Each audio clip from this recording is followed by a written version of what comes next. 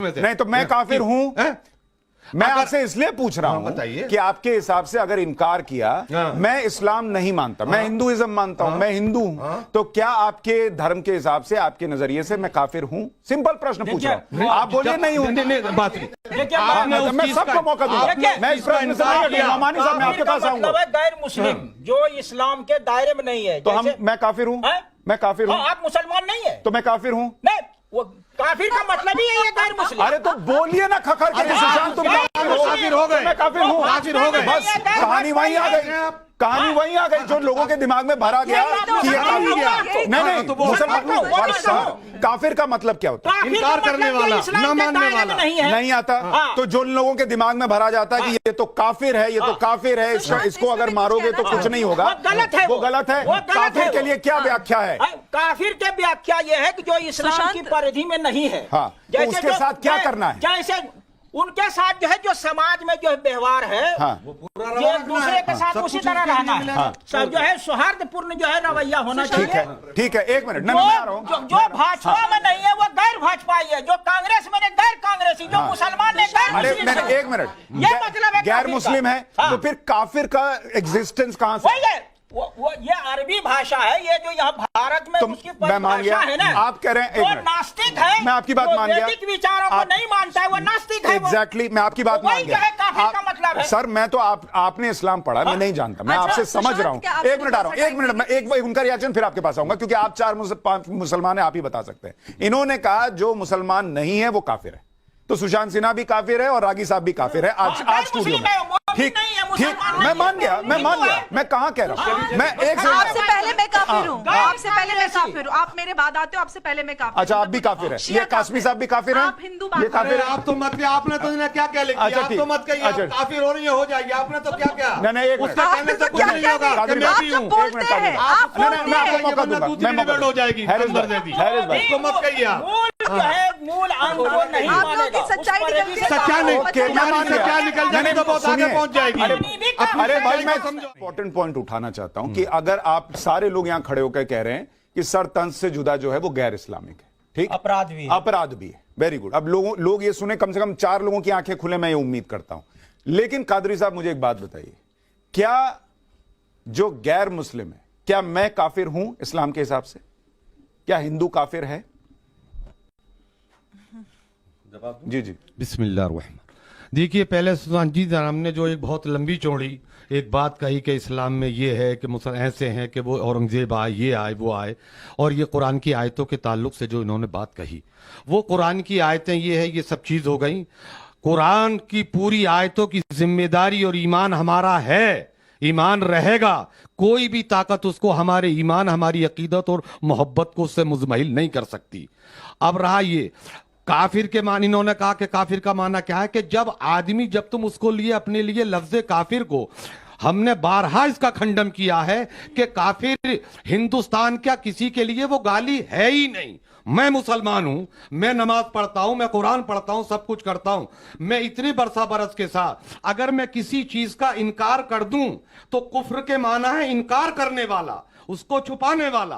अगर मैं बाहैसियत मुसलमान होने के एक जमाने तक रहा, मैंने किसी बात का इनकार कर दिया तो मैं उस शय का या उस चीज का या उसकी वजह से मैंने भी कुफ्र किया। तो कुफ्र को अपने लिए आप गाली ना समझो।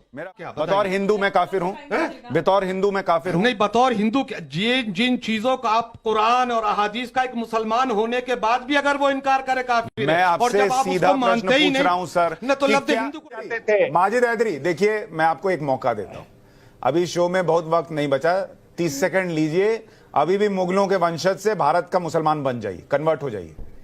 देखिए, मुगल और भारत एक हैं, उनको कोई तोड़ नहीं कर सकता।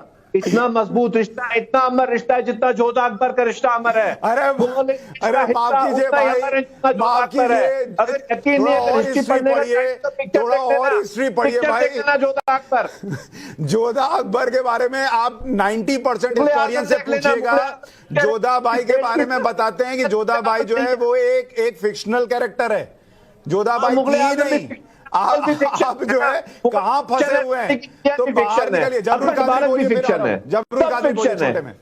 नहीं अभी भी आपको भारतीय मुसलमान नहीं बनना है, ये रहेंगे वही। चलिए बोलिए जबरुल कादरी। देखिए मैं ये कह रहा था, माजिद हैदरी साहब चाहे वो रिजवान भाई हो। अच्छा कादरी साहब एक सेकंड आपको रोक रहा हूं। आपने पहली लाइन में कहा था आज ऐसा बोलूंगा ताजमहल गिरा दूंगा।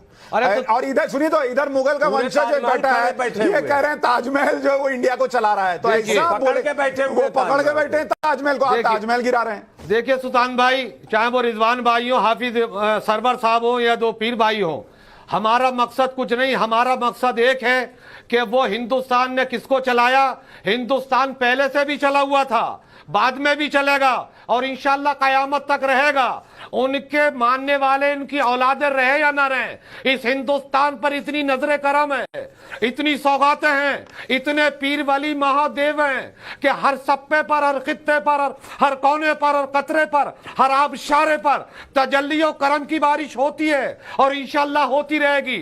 इन माजदी साहब जैसे लोग और दूसरे साहब जैसे लोगों की इंशाल्लाह हिंदुस्तान में जरूरत न थी न है न रहेगी। कंट्रीब्यूशन है, हम इतिहास के साथ, मुसलमानों का भी कंट्रीब्यूशन है, सिखों का भी है, ईसाई का भी है, सबका है। माजिद हैदरी जैसे जो मुगलों के वंशज हैं, इनको भी यहाँ हमने जगह दी है। यही तो हिंदुस्तान है।